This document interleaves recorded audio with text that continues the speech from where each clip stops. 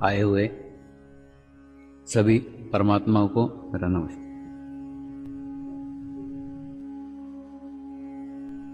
गुरु का कार्य बहुत बड़ा है, करने वाले नहीं मिल रहे। शुद्ध भाव से आप करो ना, जैसे आप करोगे ना, बराबर उनके आशीर्वाद, उनके ब्लेसिंग, उनका चैतन्य आपको सतत मिलते रहेगा। सिर्फ कार्य करते समय आपका चित्त किसी विशिष्ट अपेक्षा की ओर नहीं होना चाहिए, किसी विशिष्ट दिखावा की ओर नहीं होना चाहिए, किसी को इंप्रेस करने के लिए, किसी को बताने के लिए नहीं होना चाहिए। जैसे बोलते हैं ना, गुप्त दान करते थे, ये हाथ को नहीं मालूम होना चाहिए। तो आपका भी कार्य, ये हाथ कर रहा है तो इस हाथ को नहीं मालूम होना चाहिए, ये हाथ कर रहा है तो इस हाथ को नहीं मालूम होना चाहिए। इतना संभाल करके रखो, उसका प्रदर्शन बिल्कुल मत करो। ये गुरु कार्य घातक है। अगर उसका प्रदर्शन हुआ तो आपके अहंकार को बुद्धि कर देगा, बढ़ा देगा।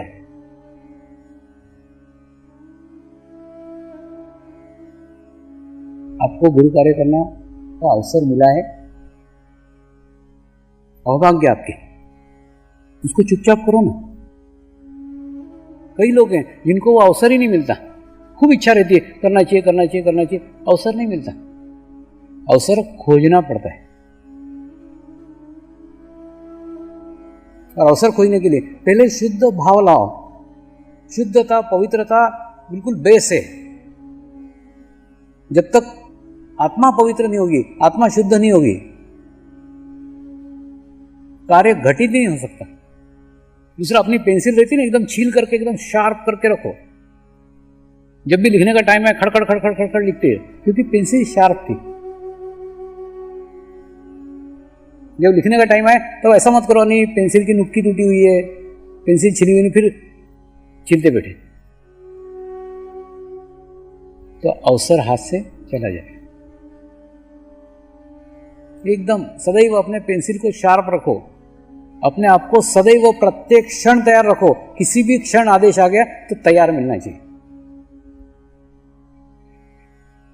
जैसे दुकानदार बोलते हैं ना, ग्राहक कब प्रकट हो जाए कोई भरोसा नहीं, कभी भी आ सकता है। वैसे ही ये गुरु कब प्रकट हो जाए, कहां पहुंच जाए, कोई भरोसा नहीं। सदैव अपने को तैयार रखो और सदैव दिल में शुद्ध इच्छा रखो कि मुझे गुरु कार्य करने का अवसर मिलना चाहिए। मैंने 18 साल इस इच्छा को संभाल के रखा, संजो के रखा। अपनी पेंसिल को 18 साल छीलता रहा, घिसता रहा, तैयार करके रखा था कि जिस समय भी अवसर मिलेगा। बहुत लगता था, इतने विचित्र विचित्र स्थान थे जिन स्थानों पे सोच भी नहीं सकते कि यहां मनुष्य हो सकता है। उन स्थानों पे वो रहते थे, जानबूझ करके रहते थे।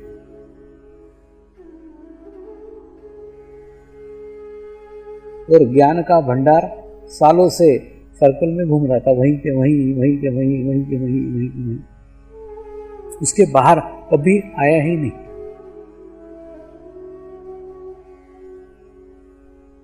इसलिए भी नहीं आया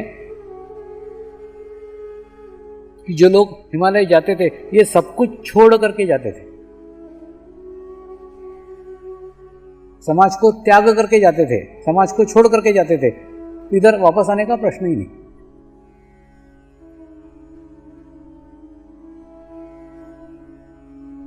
मुझे वहां जाकर भी लगता था, क्योंकि मैं जिज्ञासा बच गया था।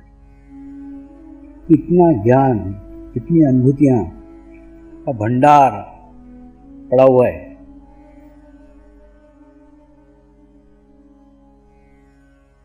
यह मुझे मिला, मैं यहां तक पहुंच पाया। सामान्य मनुष्य यहां तक नहीं पहुंच सकता, पहुंचना असंभव है। तो प्रत्येक गुरुओं को प्रार्थना करता था, रोता था उनके सामने कि गुरुदेव, इतने ज्ञान के अपार भंडार आपके पास है, इतनी अनुभूतियां आपके पास है, सालों से ज्ञान इसी हिमालय के अंदर भटक रहा है, ये बाहर कब निकलेगा? मैं बाहर की दुनिया से आया हूं, ईश्वर को पाने के इच्छुक, ईश्वर का प्रसाद लेने के इच्छुक कई आत्माएं हैं। वो खराब वातावरण में है, वो खराब समाज में है, खराब परिस्थितियों में है, लेकिन शुद्ध इच्छा है उनकी, खोज रहे हैं, ढूंढ रहे हैं, परमात्मा को खोजने के अलग अलग उपाय ढूंढ रहे हैं, अलग अलग रास्ते ढूंढ रहे हैं, लेकिन संपूर्ण समाधान तक नहीं पहुंचे। और आप यहां संपूर्ण समाधान के सागर हो, आप यहां स्थित हो, और यहां तक वो नहीं पहुंच सकते और आप समाज में कभी जाओगे नहीं। तो गिड़गिड़ाता था उनके सामने, कृपा करो, करुणा करो कि ऐसा कोई मार्ग निकालो, ऐसा कोई रास्ता निकालो कि आपकी चैतन्य गंगा उस स्वर्ग से इस धरती पे अवतरित हो सके। एक लंबी तपश्चर्या है, लंबी साधना है, सहज में कुछ भी नहीं हुआ है, आसानी से कुछ नहीं हुआ, लेकिन उन्होंने तब तक मुझे रोके रखा जब तक मैं उसके योग्य नहीं हूं। जब तक योग्य नहीं हुआ तब तक उन्होंने कभी भी भेजने के लिए अधिकृत नहीं किया।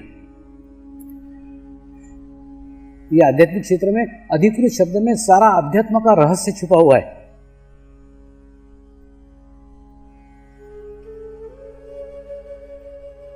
अधिकृत नहीं किया मतलब वो साथ नहीं थे। यहां आने की मेरी इच्छा थी, लोगों को ये प्राप्त हो ये इच्छा थी, ये उनकी इच्छा नहीं थी, मेरी थी। उनकी इच्छा जब तक नहीं हुई तब तक उन्होंने अधिकृत नहीं किया। फिर जब अधिकृत का अर्थ है गुरु भी आपके साथ हो लिया,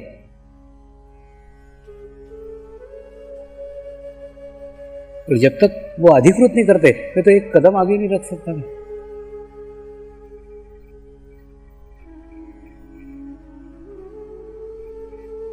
समाज में आने के 6-7 साल के बाद में जब उन्होंने आदेश दिया कि उनके ऊपर कुछ लिखूं, उसके लिए भी गिड़गिड़ाता रहा, यहां के रोता रहा।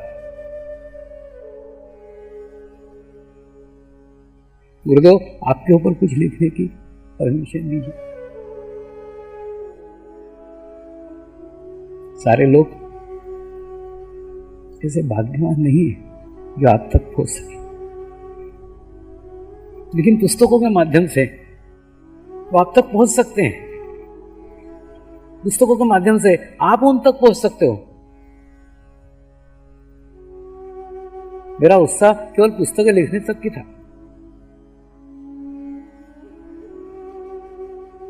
प्रथम पुस्तक लिखने के बाद बहुत दिन तक रोक के रखी थी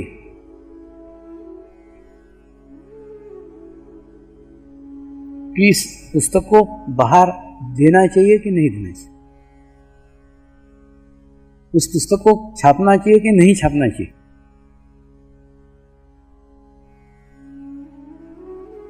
क्योंकि एक बार पुस्तक छाप दी, उनके बारे में लिख दिया, उनके चित्र दे दिए, फिर अपने हाथ में नहीं रह जाता। पुस्तक किसी के भी हाथ में जा सकती है। और डर लगता था कभी किसी गलत हाथ में गई, किसी ने उसको रिस्पेक्ट नहीं किया, आदर नहीं किया और गुरु का अपमान हुआ तो उसका दोषी मैं रहूंगा।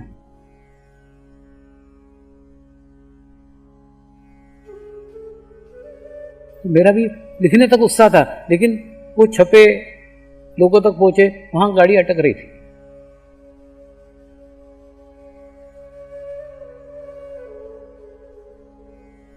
बाद में ऐसी जब स्थिति रहती है ना, उन्हीं को छोड़ देता हूं, आपकी इच्छा अनुसार हो, आपकी इच्छा हो छपे, नहीं इच्छा हो नहीं छपे। लेकिन पुस्तक निकलने के बाद जो फीडबैक आए, जो साधकों के फीडबैक आए, साधकों के अभिप्राय आए, उससे ऐसा लगा गुरु शक्तियों ने ये कार्य किसी विशिष्ट व्यक्तियों के लिए कर लिया। इस पुस्तक के माध्यम से आने वाले अगली पीढ़ियों तक गुरु पहुंचना चाहते हैं।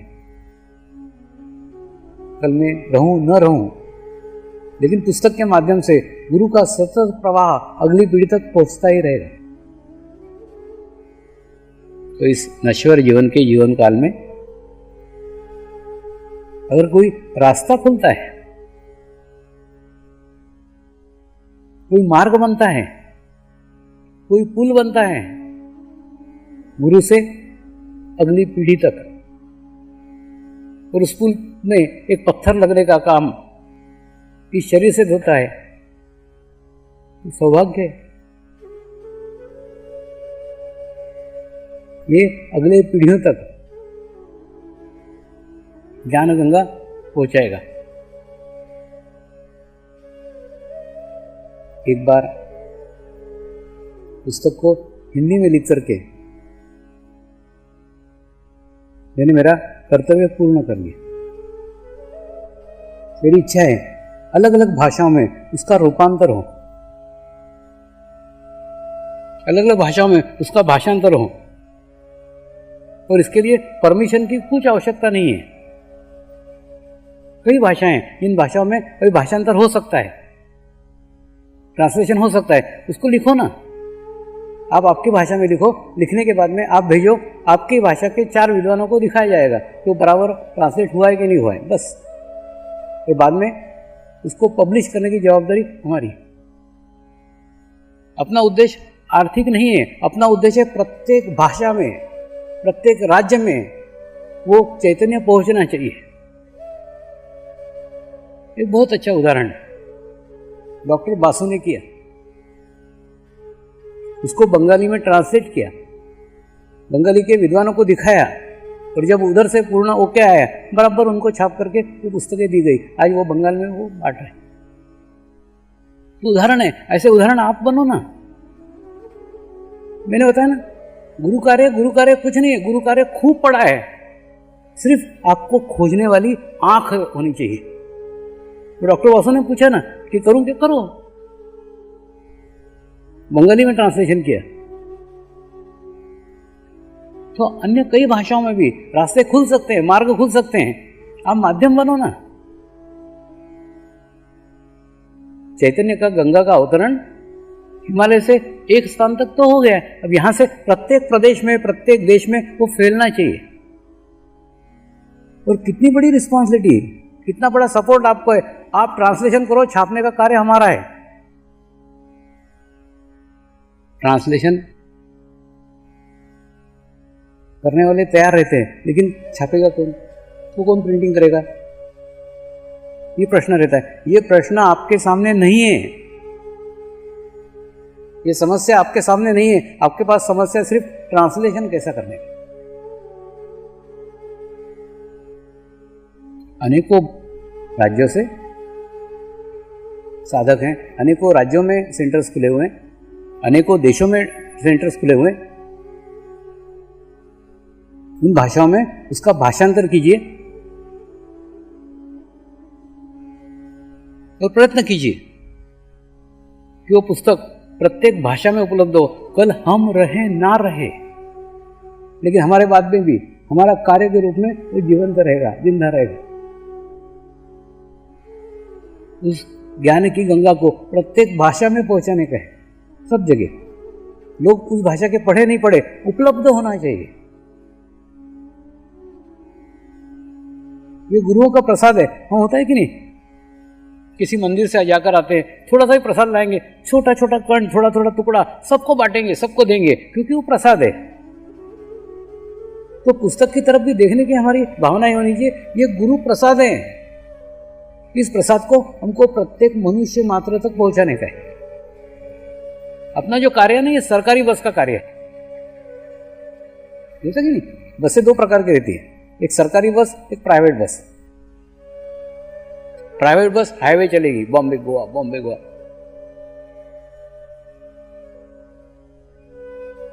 लेकिन वो गांव खेड़े में नहीं जाएगी, छोटे छोटे कस्बों में नहीं जाएगी, छोटे छोटे स्थानों पे नहीं जाएगी, छोटे छोटे जगह में नहीं जाएगी। क्यों नहीं जाएगी? इसलिए नहीं जाएगी क्योंकि वहां जाने में आर्थिक उत्पन्न नहीं है।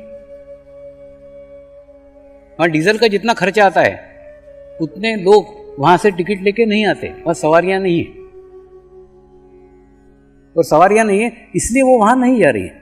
सरकारी बस उस जगह भी जाएगी जहां 4 सवारियां मिलती हो, भले खाली बस आ रही है, पेट्रोल का खर्चा नहीं पूरा रहा है, नुकसान हो रहा है, तो भी सरकारी बस जाती है, क्योंकि उसका उद्देश्य लोगों को परिवहन सुविधा देना है, पैसा कमाना नहीं है। ठीक उसी प्रकार से अपना भी उद्देश्य पैसा कमाना नहीं है, अपना उद्देश्य प्रत्येक स्थान पर, प्रत्येक जगह वो पुस्तक पहुंचना चाहिए।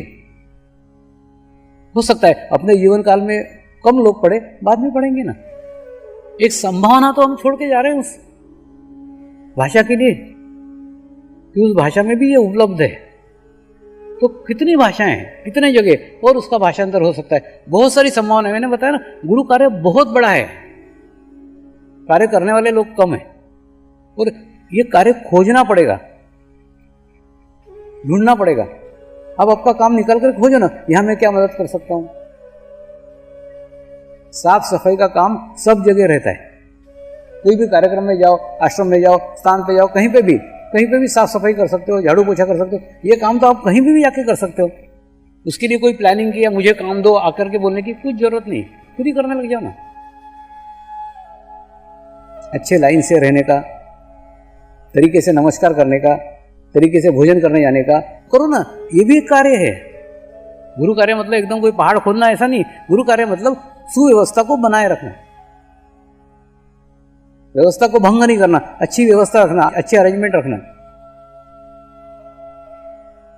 छोटे छोटे कार्य में कार्य ढूंढना पड़ेगा। गुरु कार्य तो क्षण क्षण में जगह जगह फैला पड़ा हुआ है, सिर्फ आपको आंख नहीं है, आंख लाओ।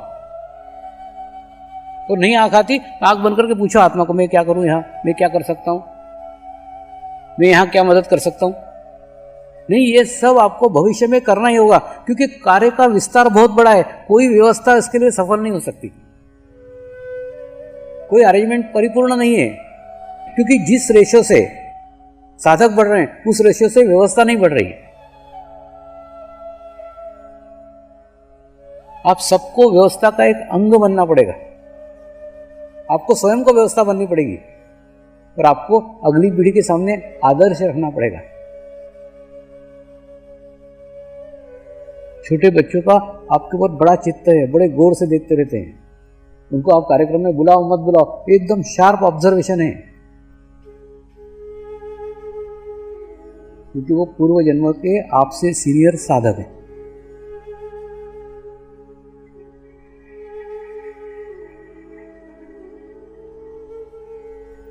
इसलिए उनको बच्चा समझ के मत छोड़ो। कई बार कल भी मैंने समझाया था, गुरु पूर्णिमा का अवसर पूर्ण वर्ष भर में सबसे अच्छा अवसर है, जब आप शांति के साथ नमस्कार कर सकते हैं, एकाग्रता के साथ नमस्कार कर सकते हैं। कोई हड़बड़ नहीं है, कोई जल्दी नहीं है। कल मैं 7 घंटे बैठा हुआ था और 8 घंटे बैठने को तैयार था, मुझे कुछ जल्दी नहीं थी, लेकिन फिर भी बहनों की तरफ कितना शोरगुल चल रहा था, जैसे मच्छी बाजार लगा हुआ, चाय चू चाय चू चाय। आप विशेषता देखना, जब भी आएगा ना इधर से आवाजें ज्यादा आती। क्या होता है मालूम है, आप एक आवाज निकाल करके आप आपका तो एकाग्रता भंग करते ही है, आपके आवाज से बहुत सारे लोगों की एकाग्रता भंग होती। शांति बनाए रखो, किस वातावरण में हो, किस स्थान के ऊपर हो, किस जगह हो। यहां मेरे बोलने से किसी को अव्यवस्था तो नहीं होगी, मेरे बोलने से किसी का ध्यान तो भंग नहीं होगा, मेरे बोलने से किसी को तकलीफ तो नहीं होगी, मेरे बोलने से किसी का चित्त मेरे ऊपर तो नहीं आएगा। सोचो ना, तुम क्यों नहीं सोचते? मैं भी छोटी छोटी बातें सोचता हूं, छोटी छोटी बातों का भी ध्यान रखता हूं। मैं भी एक चौखट के अंदर बंधा हुआ हूं, उस चौखट के पार नहीं जाता, उस चौखट के बाहर नहीं जाता। मैंने भी अपने आप को बांध के रखा है, इस समय पहुंचना, इस समय जाना, यहां रहना, इधर नहीं जाना, बराबर सब एक सर्कल में करके रखा है। एक डिसिप्लिन, एक अनुशासन मैं भी पालता हूं। तो आप बोलते हो मेरा पूर्ण समर्पण है, पूर्ण, तो तुमको भी पालना चाहिए। अनुशासन में मैं रहता हूं, आपको भी रहना चाहिए। अगर मैं अनुशासन नहीं पालूं तो एकदम सारा व्यवस्था ही गड़बड़ा जाती है। मेरे को वो किस्सा अभी भी याद है। एक बार मैंने गलती की थी, वो गलती मैंने फिर जीवन में कभी नहीं दोहराई। नवसारी में टिकड़ावाड़ी में गुरु पूर्णिमा का कार्यक्रम था और 4-5 सेवाधारी मेरे सुरक्षा में थे, मेरे व्यवस्था में थे।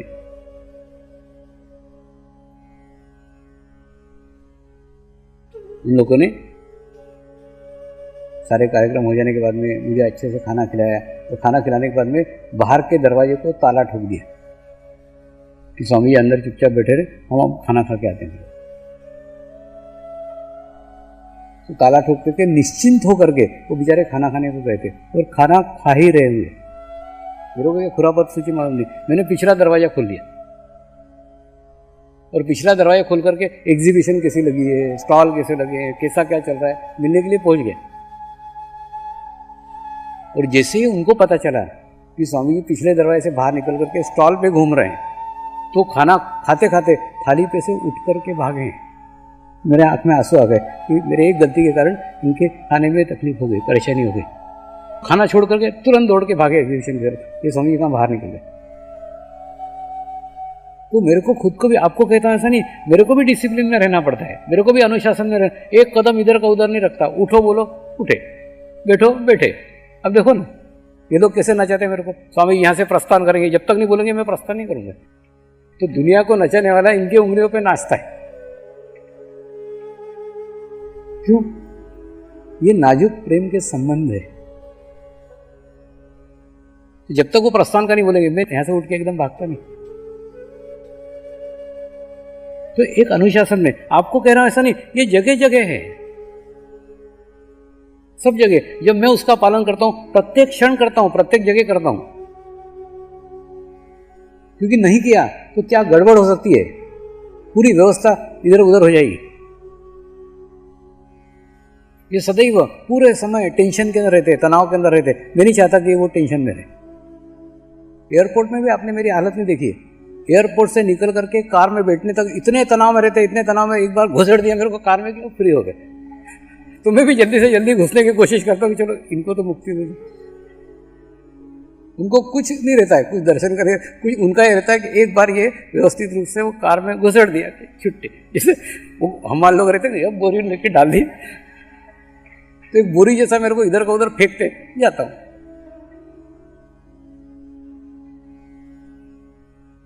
तो क्योंकि मैं इनको ज्यादा तनाव में नहीं रख सकता, ज्यादा असुविधा में नहीं रख सकता, क्योंकि जितने देर रहूंगा उतना इनका तनाव बढ़ते जाएगा। यह हाल जगह जगह है। इसलिए उस समय एकदम मैं फास्ट ट्रैक के ऊपर एकदम इतने स्पीड से चलता हूं कि इनको भागना पड़ता है मेरे भी, क्योंकि मेरे को मालूम है यह रास्ता जितने जल्दी जल्दी कट जाए उतना जल्दी अच्छा है।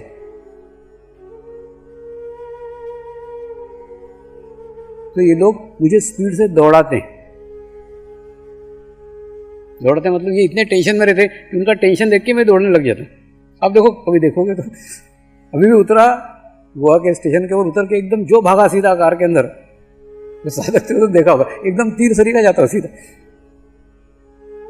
एक क्षण जितना कम से कम रहो उतना इनका टेंशन कम से कम रहेगा। तो अनुशासन की बात है, सिर्फ आपको नहीं कह रहा हूं, अनुशासन में मेरे को भी रहना पड़ता है, सब जगह रहना पड़ता है, सब स्थानों पर रहना पड़ता है। तो जब रहते हैं तभी मैं आपको बात कर सकता हूं कि अनुशासन में रहो। अगर मैं खुद नहीं रहता तो आपको कैसे कह सकता हूं कि रहो। तो इसलिए भविष्य में कार्य का बहुत बड़ा विस्तार होने वाला है। उस विस्तार के हिसाब से व्यवस्था छोटी पड़ने वाली है। तो प्रत्येक साधक को उस व्यवस्था का एक अंग बनना पड़ेगा। पहले देखो कि आपसे उस व्यवस्था में कोई विघ्न तो नहीं आ रहा है, मेरे कारण व्यवस्था भंग तो नहीं हो रही है। छोटी छोटी बातों का ध्यान रखो, तो इतना भी करोगे ना तो व्यवस्था में एक सहयोग है। इतने वॉलंटियर्स की इतनी कुछ जरूरत नहीं है।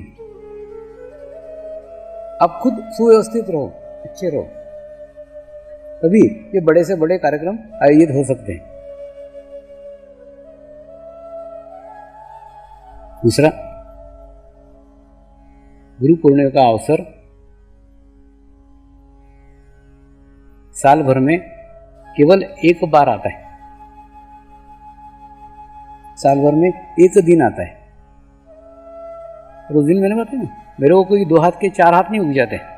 मेरी स्थिति तो वैसी रहती, 365 दिन जैसी रहती है ना, वैसे गुरु पूर्णिमा पर रहती। मेरे अंदर कोई बदलाव नहीं है, मेरे अंदर कुछ अंतर नहीं है, मैं वैसा का वैसा ही हूँ। परिस्थिति में बदलाव आपके आता है, इतना आता है। मैंने बताया ना, जो सो रहा है वो हड़बड़ा के उठता है, अरे साल भर ध्यान नहीं किया, गुरु पूर्णिमा शुरू हो गए। तो एकदम दोनों सिरे अच्छे नहीं ना। सोए पड़े थे साल भर, वो भी अच्छा नहीं, हड़बड़ा के एकदम यहाँ आ रहा हो, वो भी अच्छा नहीं। बीच में रहो, मध्य, कोई अति में मत जाओ। इसलिए बीच में आने का रास्ता है नियमित ध्यान करो। नियमित ध्यान करोगे तो आप महसूस करोगे प्रत्येक दिन गुरु पूर्णिमा है। जो पीछे हो गया ना वो भूल जाओ, पीछे का मत याद रखो। आज यहां से जाने के बाद में कल से याद रखना, प्रत्येक दिन गुरु पूर्णिमा सिद्ध होगी, अगली गुरु पूर्णिमा तक। ये इसलिए सिद्ध होगी क्योंकि एक संतुलित स्थिति, एक बैलेंस स्थिति, आत्मा स्वरूप की स्थिति, शुद्ध आत्मा की स्थिति इस गुरु पूर्णिमा में आपको प्राप्त हुई है। तो उस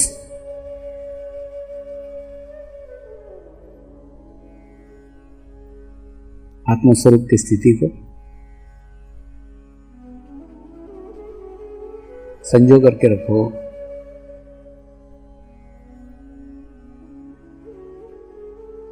संभाल करके रखो और उसको रोज प्रतिदिन याद करो। ये तो आज रात को सोना मत, पूरा लिख डालो 3 दिन में क्या क्या हो।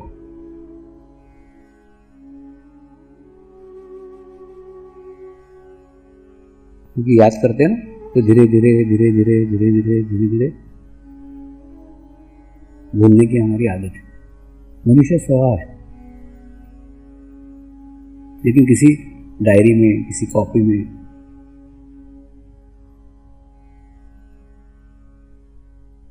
अपने 3 दिन के अनुभव,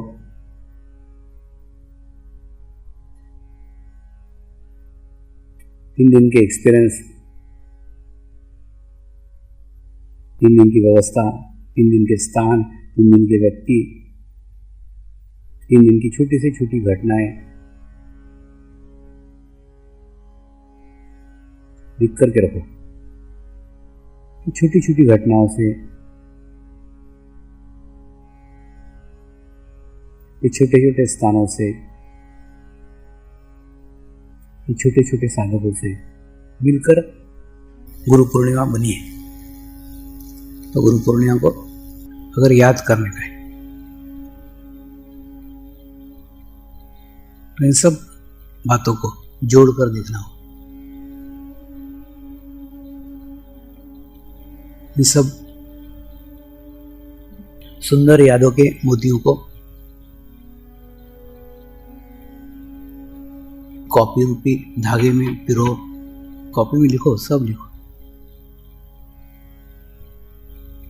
स्वामी जी ने क्या कहा, गुरुमा ने क्या कहा, मैनेजिंग ट्रस्टी ने क्या कहा, ट्रस्टी ने क्या किया, सब छोटी छोटी छोटी छोटी बातें लिखो।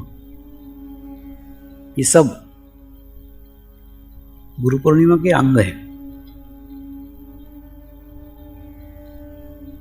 और साल भर तक उसको पढ़ो। जब भी यादें धुंधली पड़ जाए तो उसको पढ़ो। तो पढ़ करके आप अनुभव करोगे, आपको फिर वही आनंद, आपको फिर वही समाधान, आपको फिर वही सेटिस्फेक्शन, वही अनुभूति मिलना प्रारंभ हो जाएगी। तो इस गुरु पूर्णिमा से उस गुरु पूर्णिमा तक, यानी अगले साल की,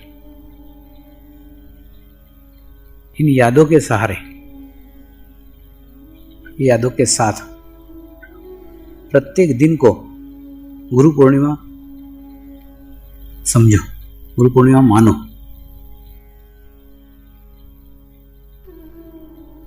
तो अगले साल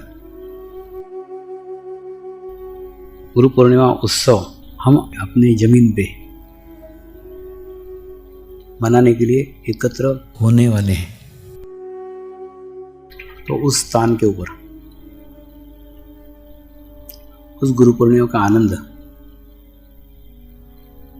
आप सभी लें, और ये साल प्रत्येक दिन आपके जीवन के अंदर गुरु पूर्णिमा मने, इसी शुद्ध इच्छा के साथ। नमस्कार।